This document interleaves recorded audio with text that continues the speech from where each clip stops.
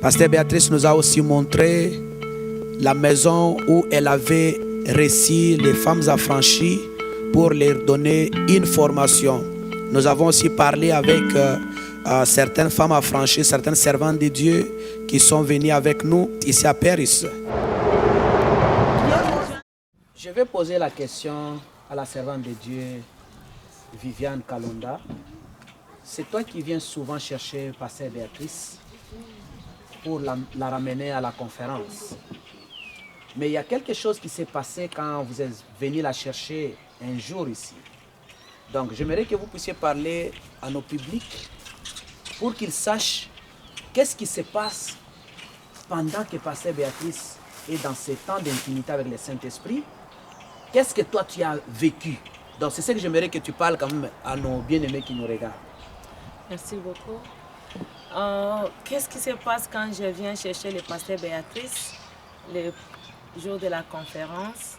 Souvent moi-même, j'entre vraiment en profondeur dans la prière parce que mon cœur tremble même quand je conduis pour venir.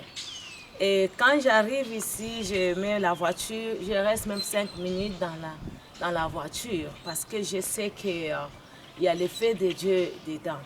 Mais le Seigneur me fait grâce.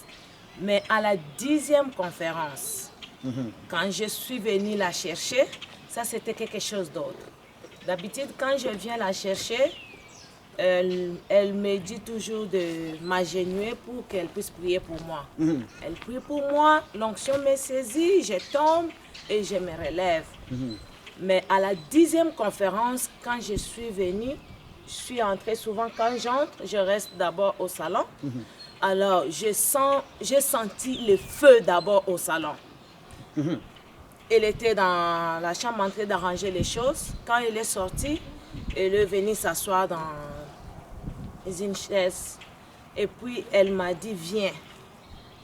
Elle m'a dit, agenouille-toi là-bas. Elle ne m'a pas dit que agenouille-toi, je vais prier pour toi. D'habitude, elle me dit, mets-toi à genoux, je vais prier pour toi. Mais à la 10e conférence, elle n'a pas dit ça. Elle m'a juste dit, agenouille-toi là-bas. C'est là où j'ai fait 40 jours. Wow. C'est juste, elle avait mis une petite drap comme ça là. C'est là qu'elle priait pendant 40 jours. Petite place comme ça, quand tu te mets même, tu ne peux pas dormir vraiment t'allonger comme ça, non. Wow. Tu dors, tu es vraiment comme ça. M'a dit, agenouille-toi seulement là-bas. Je me suis agenouillée là. Elle est sortie, elle m'a laissé là. Quand je me suis seulement agenouillée, j'ai levé mes mains. J'avais tellement les choses à dire au Seigneur que je ne pouvais même pas parler parce que j'avais tellement beaucoup de choses. Et j'ai commencé seulement à pleurer.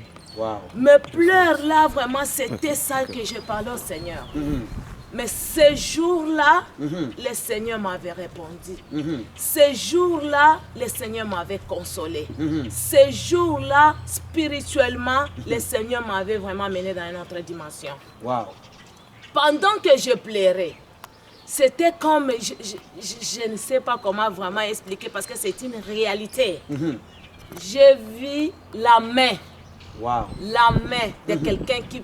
Je n'ai pas vu la personne, juste sa main qui m'a tenu à la droite et la personne m'a soulevé. Donc là, tu étais déjà tombé.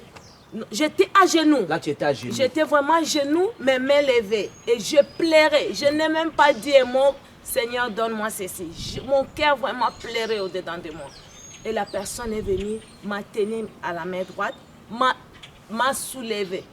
Alors, quand elle m'a projeté, je pensais que c'est elle qui est venue me tenir. Alors, je suis tombée dans un petit lit qui est à côté là. Wow. Je suis tombée, poum!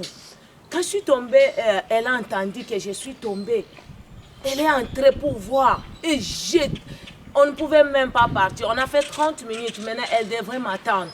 Donc, tu étais ivre de l'onction. De l'onction, la personne m'a soulevé. Je me suis mis debout et je me suis projetée.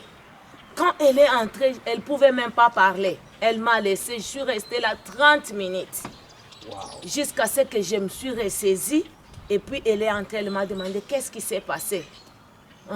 J'ai dit qu'il y a des personnes ici ou quoi? Waouh. Oui, la personne m'a tenu par la main et quand je suis sortie là, j'étais sous l'onction. Elle avait même peur qui va conduire la voiture. Waouh. Oui, elle devrait encore maintenant prier pour moi pour que je puisse vraiment avoir la force de la conduire. Mais le Saint-Esprit m'avait aidé jusqu'à ce que nous sommes arrivés à l'hôtel. Quand nous sommes arrivés à l'hôtel,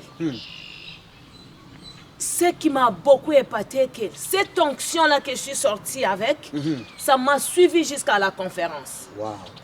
Quand j'entrais dans la salle de conférence pour faire l'ouverture de la conférence, j'ai tenu juste les micros.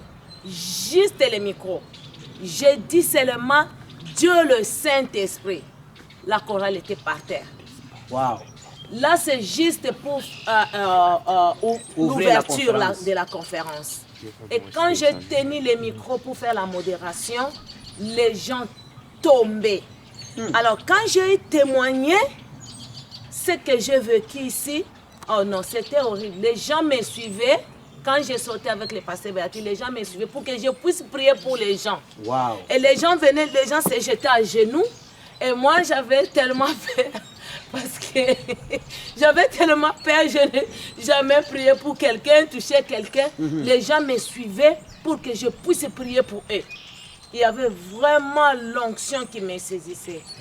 Alors je voulais dire aux enfants de Dieu que le pasteur Béatrice, quand elle vient ici se renfermer, et quand vous voyez les affiches qu'il y a la conférence, ce n'est pas de la blague. Il y a un prix derrière. Il y a un prix derrière.